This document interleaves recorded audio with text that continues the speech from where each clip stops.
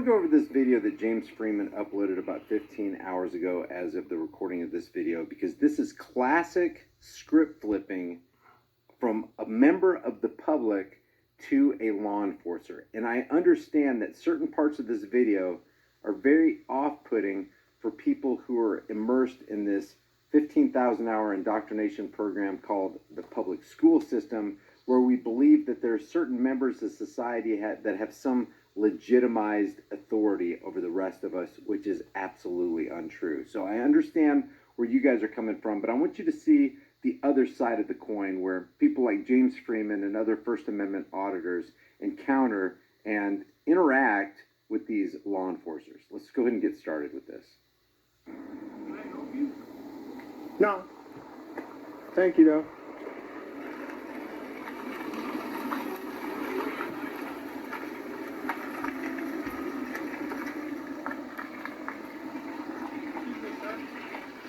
Are you with somebody in particular? Or? Just me. Now, something to keep in mind here, James Freeman is only armed with a camera. The interaction was initiated by this law enforcer. James Freeman is standing on public, not private, public property. And he has a perfect right under the First Amendment to be where he's at and do what he's doing. Well, I'm just watching you take pictures of our parking lot. What's this about? Is that a problem? Yeah, this is a police law enforcement parking lot. That is a problem. That's already a wrong answer. He is already, even in his mind, this law enforcer has violated his oath. Oh. Who are you? And that oath is to protect and defend the First Amendment. Detective Mike Jardine. Oh, yeah? What are you working on? What are you working on right now? Several cases. Okay. What is this about? Are you working on something right now? Am I? Yeah. Yeah, I am. All right, what are you working on? What are you working on? It doesn't matter what I'm working on. I'm asking you, what are you doing here taking pictures? Where have you been today? Have you been here all day, or have you been out and about a little bit? What is this about? Who are you? I'm asking the questions. Where have you been today? No, Have you been here? I'm asking the questions. You're on this property. You're on this property, so you need to answer my questions. Are you drunk? Why are you slurring your words today? Now, this is what I mean by classic script flipping. Typically, it's the officer walking up to a member of the public. Hey, where you going? Where you coming from? When are you going to get there? Do I smell something in your car? Hey, can I search your vehicle? We need to get the dog out here. So this is the script flipping I'm talking about, where the member of the public is in the driver's seat. So have you been here all day, or have you been out? Have you been to the bar today at all? Who are you? Have you been to the bar today? Who are you? I'm an investigator. Investigator for who? Investigative journalist. For who? I investigate corrupt officials. So I'm wondering, where have you been today? Have you been here all day, or have you been out at the bar at all? Working on a fraud case. That's Okay. where I've been. Okay. Have you been to the bar at all today? No. Okay. You got any drugs on you? Have you used any drugs today? What a ridiculous question. That's not a ridiculous question. Deputy. Is it really ridiculous for a member of the public to ask a law enforcer if he's had any drugs today, if he's had a drink today, if he's been at the bar today, what he's working on? It's not ridiculous at all. The reason we think it's ridiculous is because we've been immersed in this statist atmosphere where we believe that the authoritarians are the ones who are allowed to ask us questions. But we can't flip the script and ask them questions. Yeah, you know who this guy is? I don't believe so. So he's going around filming the whole parking lot area here. And he says he's an investigative journalist. I don't know what he's doing here. Did you have an appointment to be here? Or? Like I said, have you been here all day, or do you know where he's been today? I don't keep tabs on him. Okay. On the about. Do you know what time his shift started? Not off the top of my head. Okay. Does he usually drink on the job, or no? No. Not that anybody knows of for sure. Have you guys ever breathalyzed him while he's been on the job? Keep in mind, all those questions they reserve for us, but somehow it's inappropriate or disrespectful to ask them questions. Now, keep in mind how James Freeman was asking this cop the questions, and let's back up to 2014, and this is the interaction of Philip Brailsford and his 5 henchmen in the hallway of La Quinta Inn as they attempt to interact with Daniel Shaver. Hey, young man, listen to my instructions and do not make a mistake. You are to keep your legs crossed. Do you understand me? You are to put both of your hands, palms down, straight out in front of you. By the way, let me just make another brief statement. Daniel Shaver had not committed a crime. There was no victim, so he had committed no crime.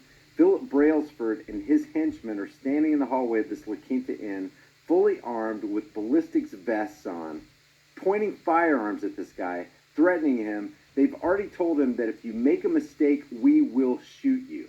That's the difference between how they come at Daniel Shaver and how somebody like James Freeman comes at somebody like Mike Jardine. Push yourself up to a kneeling position. I said, keep your legs crossed!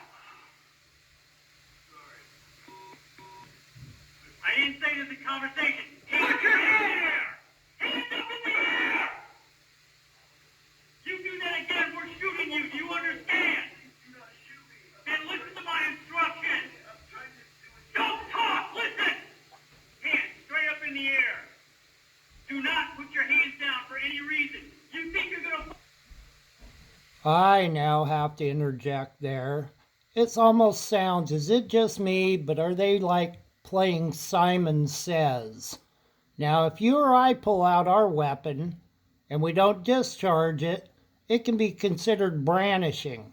Now, a police officer's holster should, or a police officer's weapon should never exit or be drawn on somebody when there's not an imminent threat of equal force. Another gun.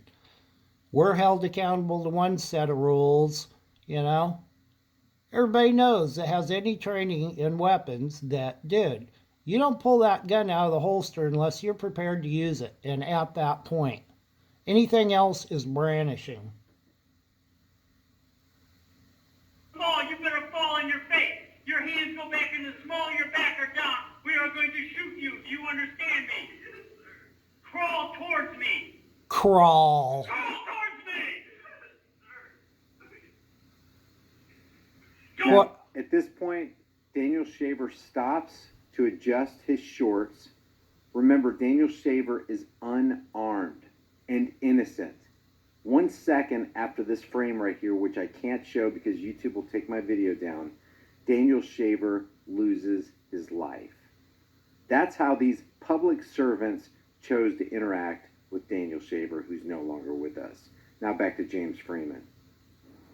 Would you submit to a breathalyzer for me right now? You're ridiculous. You know that? What's your name? Now, you know what ridiculous is? How Brailsford and his henchmen handled the Daniel Shaver case. And here's another example. This is how the New York City Police Department chose to interact with Eric Garner. And what's Eric Garner's crime? Selling illegal cigarettes.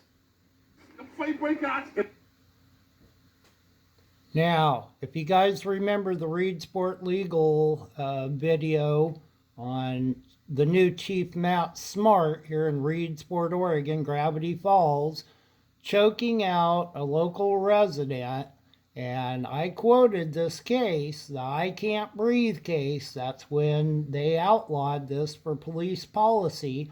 This guy didn't have a weapon, he didn't have a gun, he didn't have anything. There was no reason for a chokehold, and that's why they banned these. Obviously, the city council and Chief Smart haven't gotten that memo. We are a little behind the times here in Reedsport. In the video, you can see 43-year-old Eric Garner confronted by two plainclothes officers for allegedly peddling illegal cigarettes. The officers move in to arrest him. One of them puts his forearm around Garner's neck. More police join in, pinning him to the ground as he cries out. The father of 6 was rushed to a local hospital where he died. You're ridiculous. You know that? You want to see ridiculous? That right there is ridiculous. How Daniel Shaver was treated and his life was ended, and how Eric Garner was treated and his life was ended. So when you talk about ridiculous, that is what's ridiculous. Would you submit to a breathalyzer for me right now? You're ridiculous. You know that? What's your You've name? got about 5 minutes to get out of here right now. Or what? Or what? You're on My on property. This isn't your Yeah, property. shut the hell up. Get out of here now. What'd you say? I said shut up and get out No, of here. you get out of here now. Hey, you better get your boy. All right, let's go to another case. Philando Castile. Philando Castile is somebody who's a concealed carry permit holder, has a firearm, lets the cop know he has the firearm. The cop had already given him an instruction, let's see your ID. Philando Castile is reaching for his ID, and he loses his life. That's ridiculous. The newly released dashcam video shows the moment when Officer Geronimo Yanez stopped Philando Castile for a broken taillight last July. First, asking Castile for his license and registration. I have to tell you, I do have a firearm on Okay. me. Don't reach for it then. Don't pull it out. Don't pull it out. And at this point, Philando Castile loses his life. That is truly ridiculous. You're ridiculous. You know that? Get your butt back in your office and do shut your up. job. You shut up and get You out. get your butt back in your office and do your job. No. No. You quit drinking on the job. You understand me? Whatever. You punk ass.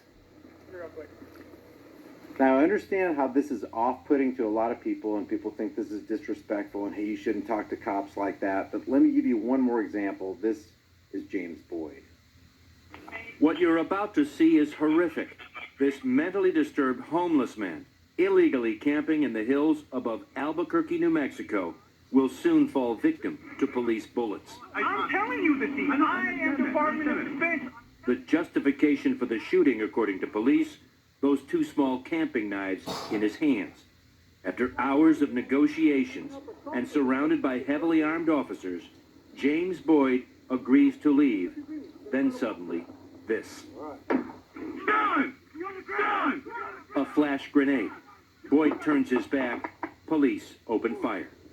3 shots. As he gasps for breath.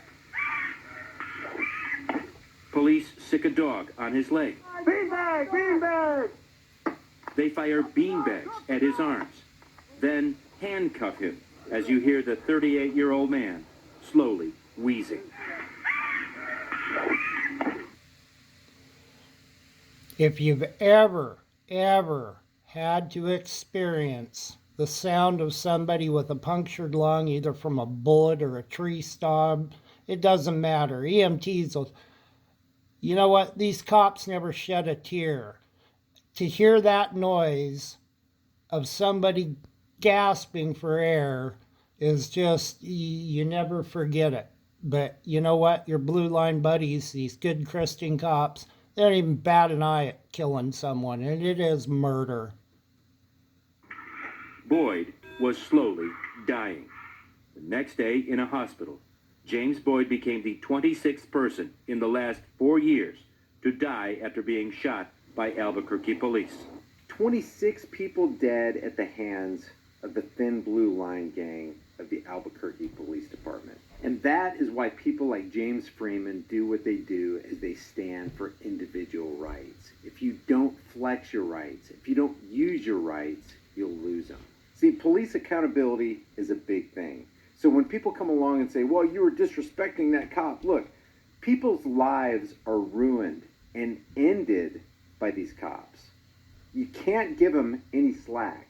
Power corrupts, and absolute power corrupts absolutely. Guys, if you enjoy these videos,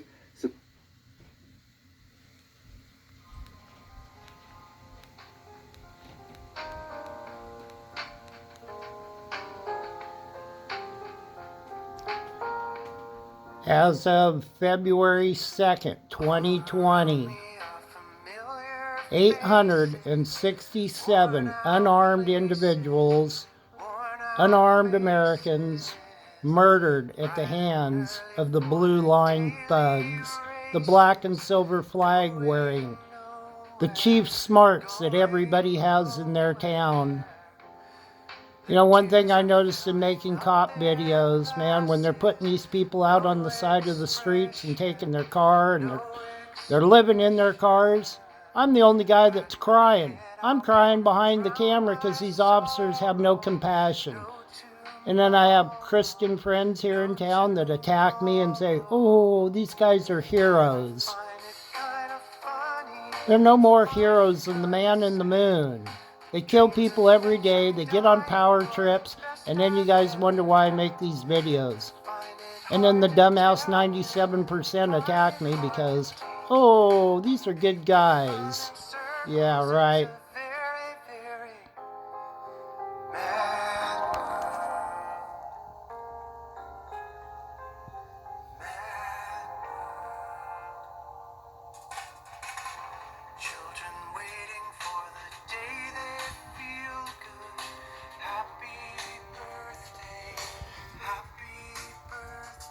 There's hundreds of these videos out.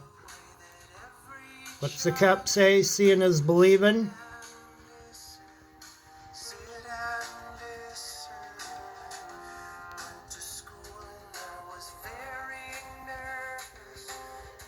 Mount Smart, Reedsport, Oregon. And in every little small town. You guys all need to be sitting in jail. Every day you commit crimes. Every day you expect extra treatment, special treatment.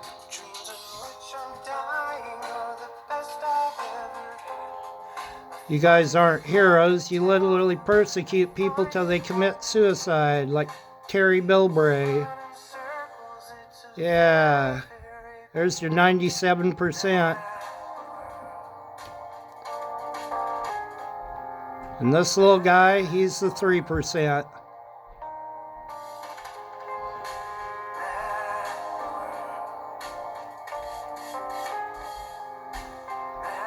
Take back your town.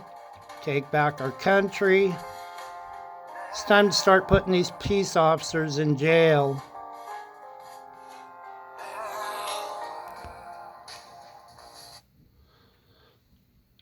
$866 people. Think about it. 867 people. You think the cops are having a moment of silence once a year for all the people they kill? Not quite. Light and love from Reedsport. Be strong, and it's time to take back Reedsport.